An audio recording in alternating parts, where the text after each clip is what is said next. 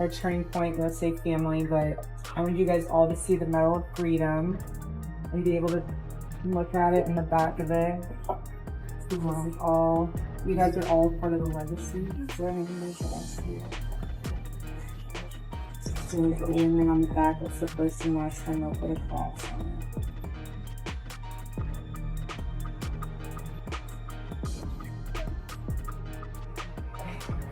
I literally will stand here so all of you. Like I'm not, I don't care. Everyone can have their moment and see. Yeah, where's that?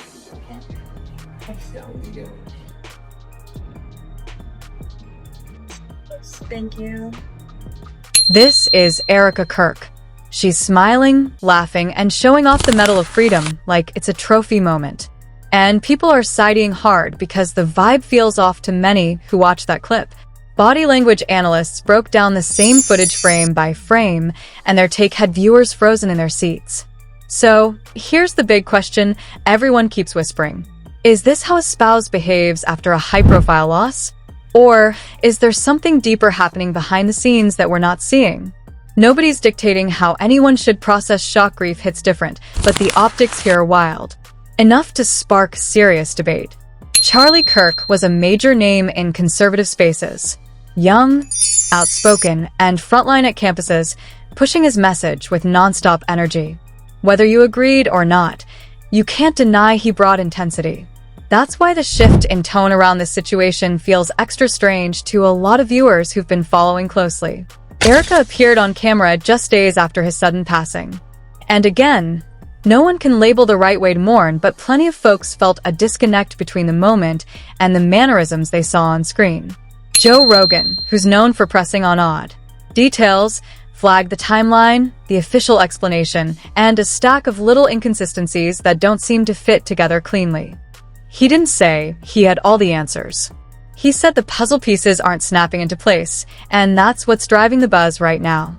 Multiple body language experts mapped her gestures, facial micro-reactions, and pacing, and their professional reads raised eyebrows without making any final claims. Still, the patterns they highlighted are bound to spark more scrutiny.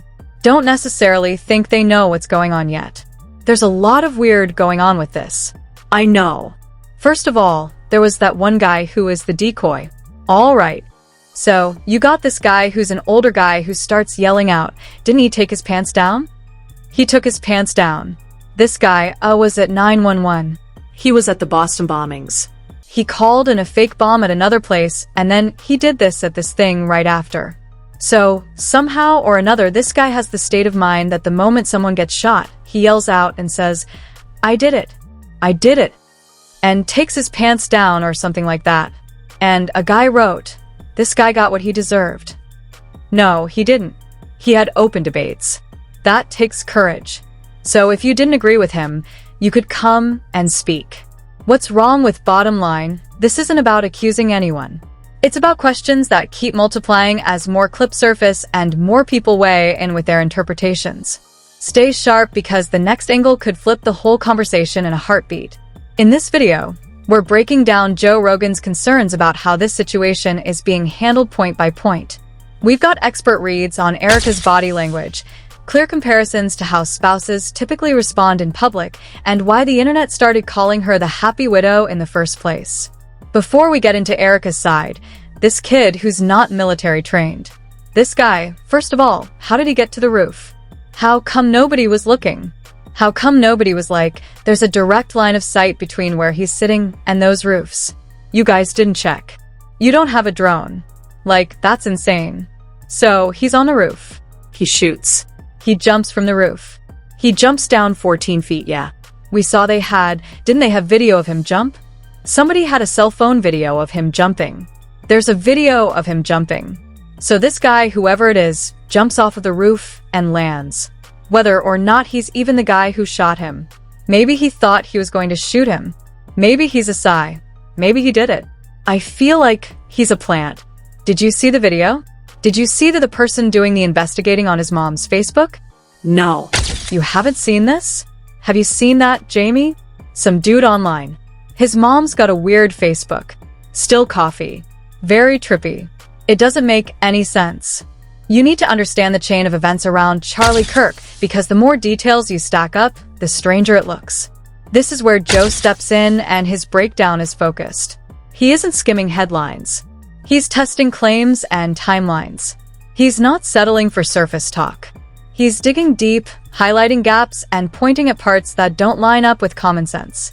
Put those moments back to back, and the mismatches pop. Now listen to what Joe says about the suspect angle, because it's wild. There was this older guy who showed up at the scene, started yelling, "I did it. I did it," and literally took his pants down, which, as Joe notes, conveniently stops any real interview. You can't ask follow-ups, confirm motives, or lock a clean timeline. And suddenly the core facts are foggy. Joe Rogan asks, what are the odds that this same individual would pop up at multiple moments tied to this saga? And it's a fair question. Run that through any probability lens, and you'd raise an eyebrow. But here's where it gets wilder.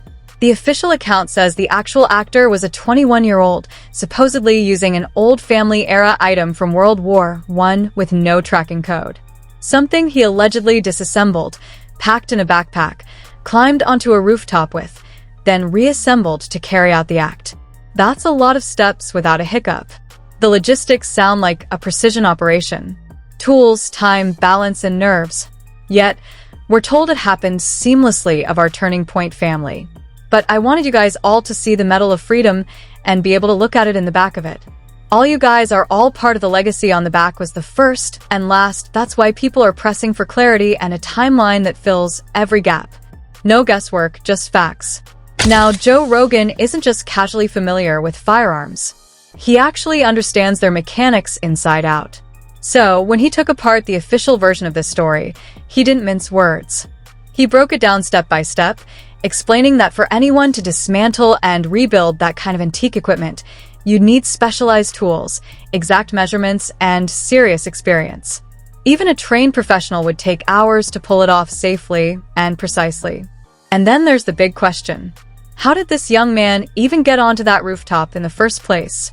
No visible security, no drone coverage, no barriers blocking the view, and somehow no one noticed. Joe's reaction summed up what half the internet was already thinking. None of this adds up. He flat out said, the entire setup sounds impossible, like it was written by someone who's never handled rail gear before. He went even deeper, saying, if you wanted to make people stop trusting any investigation, this is exactly how you do it. You toss in strange random details that don't fit together. A confused witness here, a bizarre confession there, some lost evidence in the woods, a character who behaves unpredictably, and suddenly nobody can tell what's real anymore. It starts feeling like intentional confusion instead of coincidence. But while everyone was caught up trying to piece together the theory about what happened, another story started gaining momentum, and it had nothing to do with the logistics or timelines. The spotlight shifted toward Charlie Kirk's widow, Erika, and her behavior in the days that followed. Now, imagine this. Your spouse just went through something devastating in front of an audience not long ago. Most people would be completely shattered. Barely eating, barely sleeping, barely talking. That's the natural human response, right? But what we saw from Erika didn't match that expectation at all. Just a few days later, she appeared on camera at the Turning Point USA headquarters, smiling and composed like she was giving a motivational talk. And here's where it gets wild. People began replaying that clip frame by frame, saying her tone and body language seemed too upbeat for what had just happened. Whether it's genuine resilience or something deeper, it's definitely got people analyzing every single gesture. Look at her face. She's smiling. Not that polite, half-hearted smile people give when they're trying to hold it together, but a big, bright grin that looks completely natural. She's standing there proudly, showing off Charlie's Medal of Freedom to the team, talking about how they're all part of his legacy. She's animated. Her tone is upbeat, and she looks genuinely thrilled. Now, sure, people handle trauma in totally different ways. Maybe she's putting on a brave front for the cameras.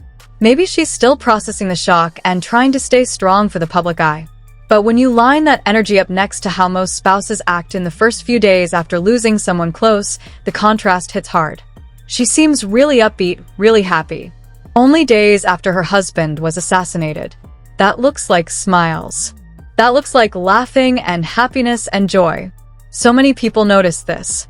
Erika was laughing right after her husband was assassinated. Now, I'm not saying she's celebrating. I'm saying it's weird. One viral comment summed up the internet's mood perfectly. It said, "Everyone grieves differently, but no one grieves like her." And that one line blew up across every platform because it echoed what thousands were quietly thinking but hadn't said out loud. But here's where it really starts to spiral. That wasn't the only clip floating around. There's more. And when people began connecting the dots between multiple videos, a new picture started forming, and it didn't sit right with viewers at all. Another video popped up showing Erika arriving at an event in a car. In this one, she's seen wiping her face, appearing emotional and fragile, like she's overwhelmed. But when the clip spread online, people didn't just sympathize, they analyzed. Commenters urged others to watch closely, pointing out that something about her expressions didn't seem to match genuine sadness. Just am excited. It's weird to say excited, but it's also very surreal to say it, because I know that God will use all of this in a way that will glorify him, further Charlie's legacy. And Charlie's up in heaven just having he's rooting us on. I know that. He's so rooting us on. Yeah, I know. The internet being the internet, it exploded with reactions. Comments calling the scene bad acting, rehearsed tears, even side-by-side edits comparing her expressions to movie scenes where actors fake crying for dramatic effect. And again, this isn't about being cruel. It's about what so many viewers described as a strange mismatch between the situation and the performance being shown. Something about it just didn't feel natural to them. You know that gut feeling when you can't quite explain why something's off, but your instincts are screaming it anyway. That's exactly what people were feeling here. But hey, maybe everyone's misreading it. Maybe this is just how Erika processes loss and stress in front of a crowd. Is very much a real smile. The way that the eyes wrinkle, the way that the corners of the mouth go up, that all matches what would be a legitimate smile. So when people are saying, is she acting now? Right here she isn't. That seems to be actual. She actually feels good right there. Way that always keeps Charlie first, and his dreams alive, and his legacy. And then afterward, she says keeps his dreams alive. When she raised her eyebrows, she wants you to understand she is planning on keeping his dreams alive. That's something she's actually feeling as she's talking about it. Because when we raise her eyebrows, it brings attention to our face, and that's what she's focused on. You have to think so much of this is unconscious. So, it's not like if that she's trying to perform in some way that she could fake all of these things. What she's saying right now really does seem to be tied into how she's feeling first and his dreams. People cope differently, right? So let's put things in perspective. If we're going to question her reactions, we should at least see how authentic raw grief typically appears. Remember when Kobe Bryant passed away? The world saw a real-time wave of emotion that no one could fake. That's the level of genuine heartbreak people are now comparing this situation to. Vanessa Bryant lost both her husband and daughter in that heartbreaking helicopter tragedy. A moment that shook the world to its core. Vanessa stayed mostly out of the spotlight for a while. And when she finally did appear believable, we will have consistency. The members, so we will have consistency. She really wants people to understand this. And that's what's interesting, and what's different about when she's talking about this relative to some of what she's talked about before. So we're seeing a difference in body language here and what we saw at the beginning. At the beginning, she was connecting with the other people in the room, sharing stories, talking about Charlie, feeling good. Now, she's talking about continuing the legacy of Turning Point USA and the Charlie Kirk Show. There is an intensity here. I think this is something she feels very strongly about. And so, you're not seeing the smiles and the warmth in the same way at this point. And that's not being critical. I think that's just a difference in how intense she is and how serious she is about what it is that she's doing. The raw emotion was undeniable. You could see the pain in her face, feel the heartbreak in her voice. It was the kind of grief that doesn't need words because it radiates straight through the screen. Now, look at the comparison that's got people talking nonstop. On one side, There's Vanessa barely holding it together, eyes red, voice trembling, fighting through the kind of sorrow no one should ever have to face. And on the Other side, you've got Erika Kirk smiling brightly, full of energy, talking about exciting projects ahead and big things coming soon. The contrast hits like a shockwave. It's not subtle, it's extreme. And that's when the internet latched onto a new nickname that started trending everywhere, the Happy Widow. Yeah, it sounds harsh, maybe even unfair, but when people watch these clips side by side, I want to preface, we're not awkward. We're not like weird. We're not cringe. We're not going to be tweeting as if it's him. That's tone deaf and really disturbing. And anyone who does like morbidly off, that's not what's happening. What's happening is the team is keeping this alive because we have Charlie in each and every one of us, and it is going to be continually the North Star of the conservative movement, of the voice of the youth, of the voice of the base, and that will not end. All right. So earlier we talked about incongruity, and sometimes that means when something is incongruent with the environment, but other times it's an incongruity between someone's words and behaviors, and people who are very empathetic are extremely sensitive to that type of mismatch. They notice it pretty much immediately. This is why I believe this moment that we just looked at, and a few more like it, didn't sit well with some people. They couldn't ignore how different the emotional tone was. It made viewers uncomfortable, like something wasn't adding up. Now, let's be real. Grief doesn't come with a guidebook. People handle it in their own ways. Some go quiet, some get busy, some smile through the pain. But what's striking here isn't just that Erika's response was different. It's that it seemed completely detached from sadness altogether. Instead of mourning energy, people saw optimism, confidence, and excitement about the future just days after an immense personal loss. And that right there is what stirred the online storm. Viewers weren't just confused. They were baffled because it wasn't about judging how she grieves. It was about wondering if she was grieving at all. Then came the twist no one expected. After Charlie's passing, someone had to step in and take charge of Turning Point USA. And that person was none other than Erika herself. just gonna say it. Erika Kirk's behavior is unsettling as __. It's not conveying real grief. It's conveying performance. It's giving uncanny valley. Like this woman came out on stage to pyrotechnics, timing her body language and her crying to the music. Then she gives a speech that comes off as more of a piece of performance art than it does as an expression of real grief. And when you look at that woman's face, there is not a single tear streaming down that woman's face. There is not a single smudge of makeup out of place. She's making it look like she's crying, but she's not really crying. So yeah, that the whole thing is unsettling as __ taking over your late partner's organization would normally be heavy, emotional, maybe even overwhelming for most people. But the way Erika embraced it, totally different energy, focused, upbeat, almost celebratory. It's like she was ready to turn the page before anyone else had even finished the chapter. Listen to her tone for a second. She's talking about hosting the show, keeping Charlie's work moving, and there's zero hesitation in her voice. She sounds upbeat, not reserved. And then she flat out says, "I'm excited." Repeating that word like a headline, "I'm excited." Even she admits it's weird to say excited. And yeah, to many viewers it lands unusual when you're stepping in because of a sudden personal loss. Then she shifts into momentum talk. How blessed they are with more projects than they could dream of and amazing things down the pipeline. Through it all, her vibe stays lively, almost like she's announcing a new rollout, not addressing a heavy moment tied to her family's loss. That contrast had people replaying the clip. TikTok jumped on it fast. Creators stitched the moments, spotlighted her tone, word choices, and steady smile. The crowdsourced read was simple. This doesn't look like grief. This looks like promotion energy.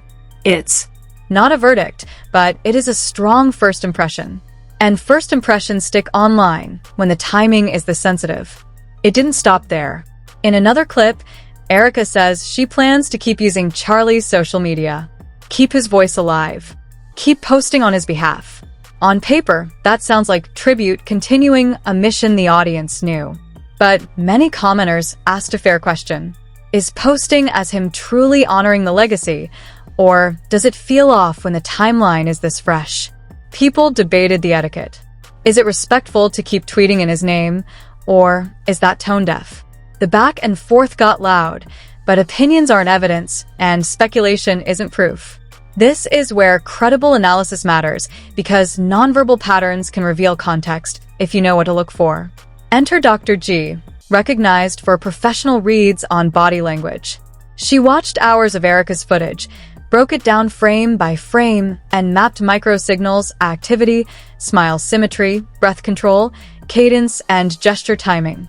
Her findings didn't claim a single conclusion, but they did highlight consistent choices that explain why many viewers felt the emotional tone didn't match the moment.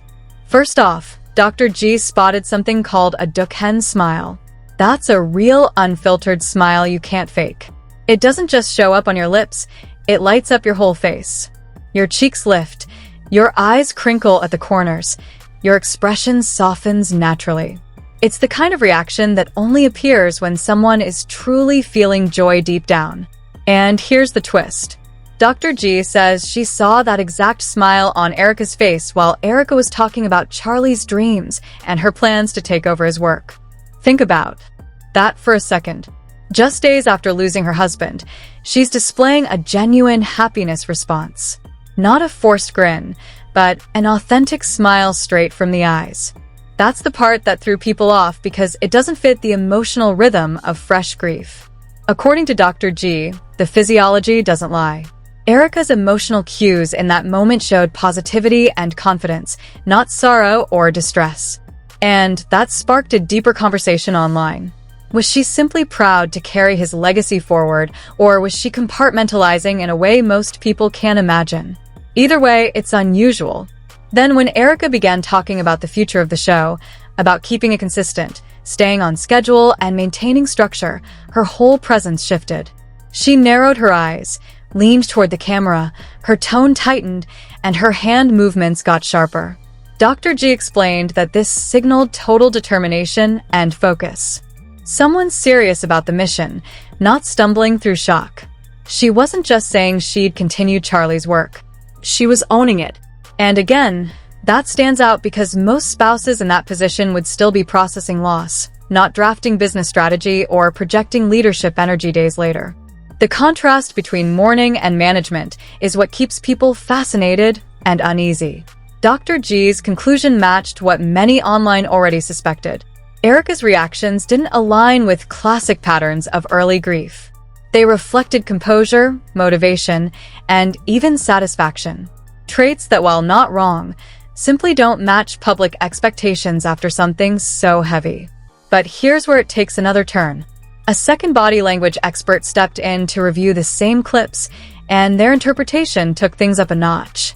They zoomed in on one specific part of the footage, where Erika talked about continuing to use Charlie's social media accounts, posting messages as him to keep his voice active online.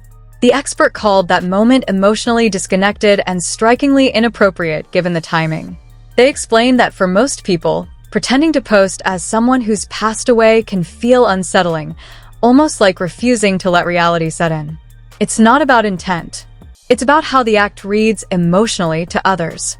To some, it might look like devotion, but to others it feels eerie, like crossing a line between tribute and denial. In short, this second expert's breakdown didn't accuse, but it added a psychological layer that made the internet double down on its unease. Most people want to keep a loved one's memory exactly how it was. No edits, no add-ons, just respect for what already exists, right? They don't want fresh posts that look like they're coming from the person who's no longer here, because that can feel off to a lot of folks. But Erika sounds truly excited about it, framing it as continuing his voice and keeping the message alive through social platforms, which is a bold lane to pick so soon.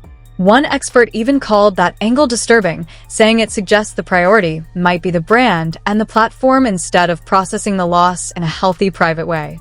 But to be fair, that's an opinion, not a verdict.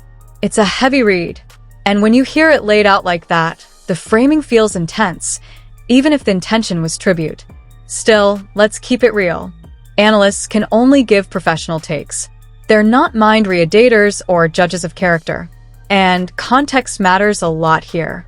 What actually helps is a meticulous review of the raw footage, the timing, the cutaways, the staging, every little detail that makes viewers feel uneasy or convinced. That deeper dive is exactly what came next. A breakdown that many viewers called the most revealing take so far. A TikTok reviewer with a serious eye for detail posted a frame-by-frame analysis explaining why Erika's stage presence reads, in their words, unsettling. And once you see their timestamps and side notes, it's hard to unsee any of it. They start with the entrance. Erika stepping out to pyrotechnics, bright bursts, and dramatic music during what was billed as a memorial-style moment, which is a striking production choice. No doubt. Maybe the event team made that call. Not her. But the optics still land loud to an audience already on edge. Then comes the part that had comment sections buzzing. The breakdown of her crying. Beats measured second by second like a coach reviewing game tape. The reviewer notes that in the moments labeled as tears, there isn't a single visible tear track on the face. No streaks, no watery eyes, no makeup shift, even under stage lights where everything usually shows. They point out how the expressions and sounds match the shape of crying without the physical markers, like a performance of grief rather than spontaneous emotion, almost theatrical. The analysis even flags the timing. When the music swells, she covers her face. When the score softens, she lifts her chin and resets on cue, like choreography. To stay fair, the reviewer acknowledges a real possibility. Maybe she was cried out, drained from days of private sorrow with no more tears left to show on stage. That happens, and people cope differently, especially under bright lights and big expectations. But for viewers who watch the clips back to back, the polished entrance, the clean makeup, and the music-matched movements felt low-key scripted. And that's why this breakdown hit so hard with the crowd. That happens to people sometimes, being so emotionally drained that no tears come out. But when you stack that moment next to everything else, it starts feeling heavy. The bright smiles, the upbeat tone, the business-minded interviews, the genuine spark when talking about taking over, all of it together paints a picture that just doesn't sit right with many viewers. The dry crying only adds another layer to the unease, and people across the internet are noticing. Thousands of comments under these clips say the same thing. This doesn't feel real. This feels like a performance. And when you line it all up, it's wild. We've got professional breakdowns from analysts, side-by-side comparisons with other widows' public reactions, and in-depth footage reviews catching every tiny detail in her tone and movements. It's not just gossip anymore. It's a growing archive of inconsistencies that the public can't stop dissecting. But now, let's circle back to where this all started. Joe Rogan. Because while everyone's focused on Erika's reactions, Joe's seeing something much bigger at play. He's not simply calling her behavior odd. He's saying the entire case around Charlie's passing looks suspicious from top to bottom. And maybe Erika's strange demeanor isn't the story itself. It's just one small clue in a much larger, tangled web. Joe explained it in his podcast perfectly. When powerful figures want the public to lose hope in finding real answers, they don't just hide evidence. They flood you with confusion. They toss in random witnesses, make stories contradict each other, tweak little facts, and build such a messy timeline that people eventually give up trying to make sense of it. Think about it. Joe pointed out how one supposed witness acts out in public, another suspect appears out of nowhere, then you've got conflicting reports about what was used, where it came from, and whether the whole thing even makes sense logistically. It's like layer upon layer of noise that buries the actual truth. That's how chaos becomes the cover-up. And that's why people can't stop asking, what's really going on here? Is Erika just overwhelmed processing in her own unique way? Is she genuinely in shock, smiling through pain without realizing how it looks to the world? Or maybe she's putting on a strong face for the cameras while falling apart privately. Could it be that she's actually excited about her new role, viewing it as carrying forward Charlie's legacy? Or, and this is the theory Joe throws into the mix, is her reaction a small clue that ties into something bigger, something orchestrated, something way above her level? We don't have solid answers. And that's what makes this whole situation so unsettling. Normally, when you see someone grieving, The pain speaks louder than any words. You can feel it through the screen. But with Erika Kirk, we're all left wondering the same uncomfortable question. Is she even sad at all? So I'll leave you with this. What do you think is really happening here? Drop your thoughts in the comments because I read every single one and I want to hear your take. Is this deep shock, smart PR control, or something entirely different? If you want to stay in the loop as this story keeps unfolding, hit that like button, share this video with your friends, and make sure to subscribe and turn on notifications because the deeper this goes, the stranger it gets. Thanks for watching. Stay curious, stay sharp, and I'll see you in the next.